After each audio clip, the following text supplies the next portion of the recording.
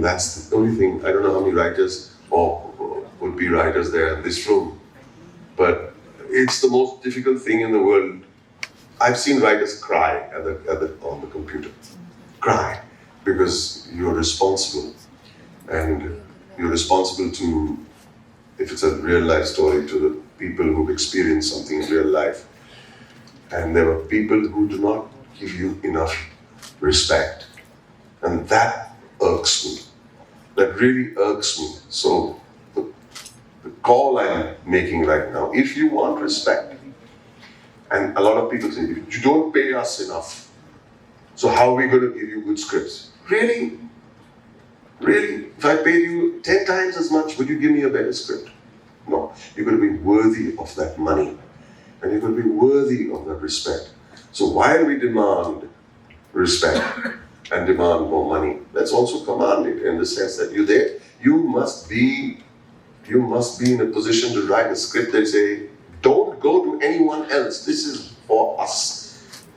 And that's where the respect and that's where the credit and fame will come from. And writers deserve much more, but we need to do much more to be there. So, as an artist, which is that emotion which fascinates you the most? I don't think too much looking for an emotion while I'm performing. I think because if I'm thinking, I need to hit a note, an emotional note. I think I'm already in trouble because I've started a scene thinking about the end of the scene, and then I'm always in trouble. Or I've started a scene thinking I've got a nice punchline. I hope the punchline lands so everybody cracks up. I think the moment I start doing that, I'm forgetting what the momentum of my scene entry into the scene is, which is, what do I want in the scene? What do I want? What will happen if I don't get what I want? Why now? Is there a pushback and a conflict that awaits me? And at the end of it, is there something that I do that even surprises me? So you have to surprise yourself in a scene. And if I'm thinking about, that tear, if that tear came, then, it's so difficult to cry. The moment you think of that, you forget your want, you forget what the stakes of the want is or are. You forget the ticking clock, and you'll forget of the passion with which you have to complete that action. So I don't think too much, and sometimes the tears don't come, the tears don't come. Sometimes if they don't come, it's even better. People are looking in your eyes, the tears not come, oh poor fellow. It's even better sometimes. So I don't look for the emotion, I look for what I want out of the scene as a character. My favorite actor, one of my favorites is Ethan Hawke, and he says that acting is all about being in the present moment so that you can activate your subconscious. Because once that is... obviously he's smarter than I am, so that quotation... I took 20 minutes to give you one answer, he said in one line. Shit, I gotta learn. So. And sir, apart from that, is there anything that I haven't spoken about that... You haven't spoken about yourself, come on, tell us what you do. Tell us about your thing, man. We'd really like to know. So I run this platform called Chalachitra Talks. We rehearsed this outside. He told me that. And so I like to. I think that when people talk about things they are passionate about, they speak poetry.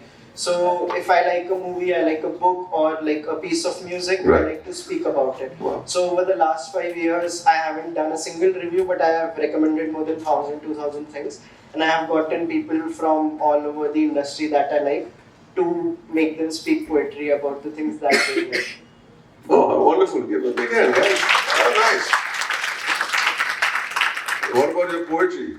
You write poetry? No. It comes like Ethan Hawke said, the subconscious. Yeah. Absolutely, he's right. He's absolutely right.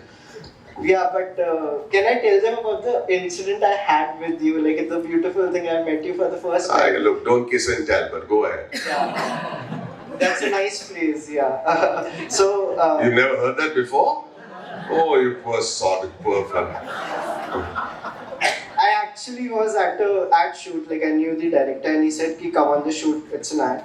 and I didn't know Baman sir is going to be there. I met him and I was doing the BTS photography for the shoot. After the shoot Oh, ended, you're that pesky guy. so after the shoot ended, Baman sir was wearing a very nice suit and he wanted someone to take a picture of his. And then he gave me his phone, can you take a picture? But for some reason the lens was very blurry. So I'm like, can I take it? But then I'm like, can I take it from my phone? And I'm like, sure. He saw the picture and he's like, this is such a nice picture, can you send it to me? And I'm like, okay, 20 people are sending, how do I send it to you? He's like, take my number. I'm like, okay. Then he gave me his number and I sent the picture to him. The next day, I'm like, he's going to forget me soon, so let's take a shot. And Making it sound like a romantic comedy. then I'm like, I made this short film. If you ever get a chance, watch it. Then he sends me a very long message. Wherever I saw your short film, there's too much to talk about. So many things, so many positives, but I think you're looking for the negatives. So I want to do a call with you, and we'll speak soon.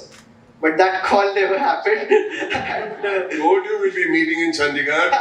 5 3 years. years later, we'll sit on stage. I told you then, don't make me look like a damn rascal. But yeah, like I told that to my mother, father, everyone, and they're like, okay, Vaibhav does something legitimate. He got like a nice message from Mr. Baman Irani, so I felt very nice.